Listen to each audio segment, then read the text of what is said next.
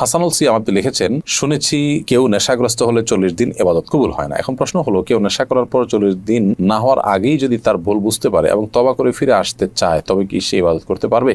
প্রথম কথা হলো, ইবাদত তো করতেই হবে তাকে। পারবে মানে কি? ইবাদত করতে শুধু পারবে না, ইবাদত করাটা তার জন্য আবশ্যক।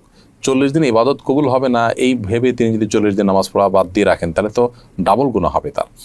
কবুল না হওয়ার দুটো অর্থ আছে।